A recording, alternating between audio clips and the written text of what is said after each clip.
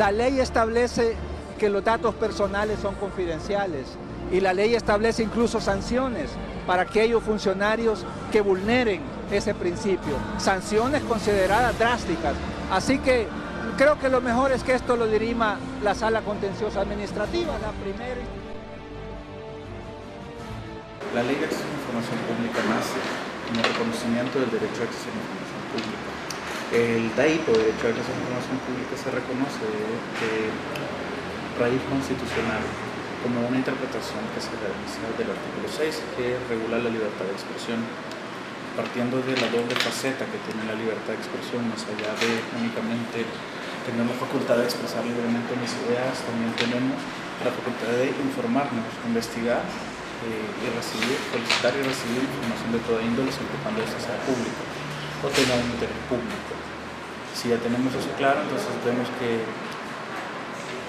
interpretando esta libertad de expresión también existe un derecho que es plenamente autónomo, que es el derecho a acceso a la información pública, que tiene sus características propias. En reconocimiento de ese derecho, que es reconocido como un derecho humano, también se generó poco a poco en nuestro país la necesidad de establecer un cuerpo normativo que regular esta materia. Así, finalmente en 2011 entramos la Ley de Acceso a la Información Pública que tenemos acá. Pues fue un instrumento que tenía un gran interés, que la gente pudiera, no solo periodistas, sino la gente que necesitara conocer sobre cierta información que en algunos casos se consideraba restringida o que tenían recelo de parte de instituciones de darla, la gente podía acceder a ella.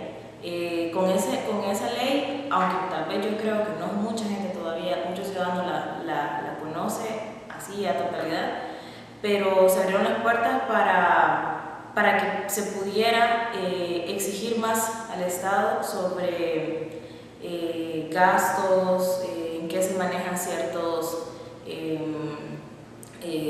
recursos. La intención de la ley ha sido bastante buena, aunque tal vez todavía faltan algunas cosas en su aplicación que tal vez no han sido del todo explicadas para la gente.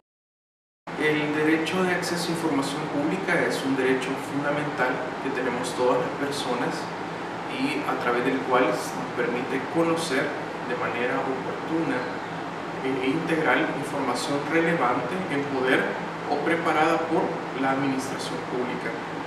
La Sala de lo Constitucional de la Corte Suprema de Justicia ha dicho que los propietarios de la información en poder del Estado son los ciudadanos, ¿verdad? Y por lo tanto, como titulares de este derecho, estamos totalmente habilitados para conocer el contenido de esta información.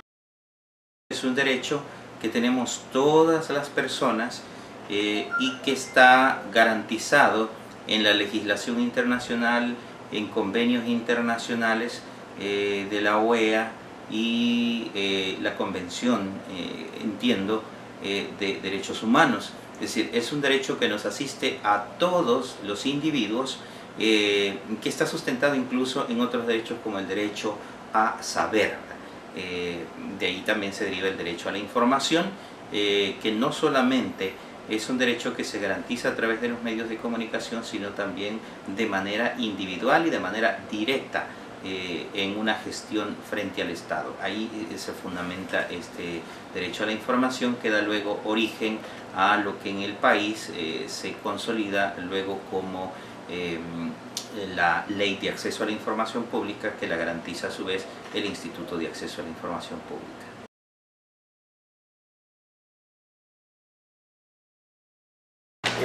El ente obligado ahí es la Asamblea Legislativa.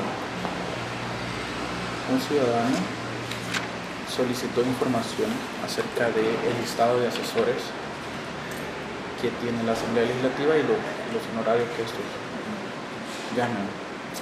Es curioso porque estaba recién implementándose la ley, y si usted revisa el artículo 10 de la Ley de Acceso a la Información Pública, este contiene toda la información que debe ser publicada por el Estado sin necesidad de que esa sea solicitada por los particulares, es decir, es la información oficiosa. Dentro de esta, si usted realiza una interpretación, fácilmente puede llegar a la conclusión que el listado de nombres de los asesores y los fondos que se utilizan para los salarios o las remuneraciones de estos son información no solo pública sino oficiosa, porque realmente el listado de asesores aparece dentro de la información contenida en el artículo 10, así como las cantidades erogadas en cuanto a según los puestos presupuestarios de cada uno de los empleados de las instituciones.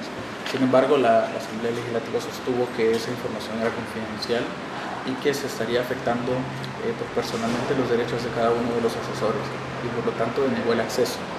En primera instancia, el instituto solicitó, o más bien ordenó, como medida cautelar que se nos remitiera el listado aquí al instituto y se nos denegó el acceso también, manifestando que incumpliendo la medida cautelar ordenada por el instituto, lo que dio origen a un procedimiento sancionatorio y a la imposición de una multa. Posteriormente terminó el proceso de acceso a la información pública y en resolución definitiva el instituto ordenó la entrega de esta información al ciudadano, la cual iba a ser resguardada con confidencialidad.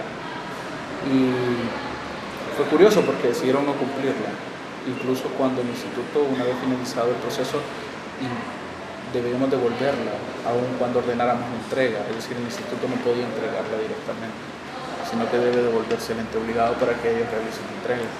Decidieron no acatar la medida cautelar. Posteriormente, cuando terminó el procedimiento de acceso a la información pública, el procedimiento de apelación, se ordenó la entrega al ciudadano de la información y tampoco fue acatada esta resolución, lo cual dio origen a otro procedimiento administrativo sancionado, el independiente del primero, y también devino en la imposición de una sanción.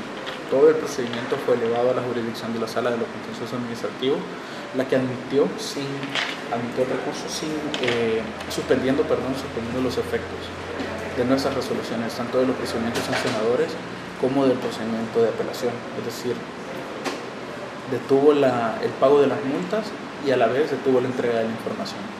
Es curioso que en este caso había admitido la Sala de lo Contencioso Administrativo, había admitido sin suspender los efectos.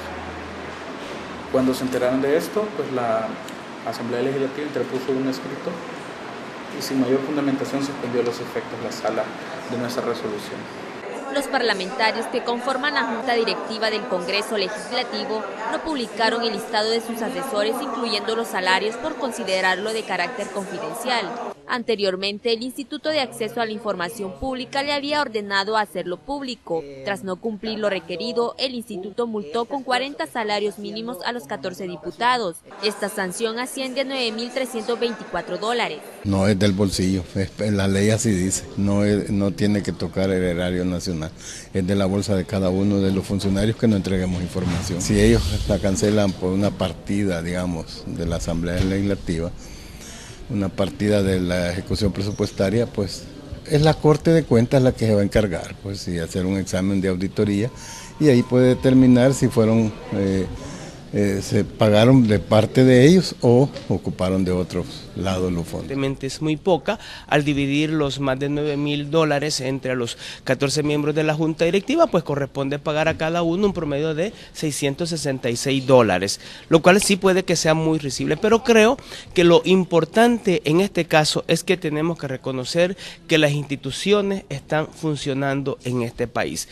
Los diputados tienen 8 días hábiles para cancelar la multa en el Ministerio de Hacienda. Además, el instituto ordenó que tienen 3 días para publicar la planilla de sus asesores legislativos y parlamentarios. De no hacerlo, el caso pasaría a la Fiscalía General de la República.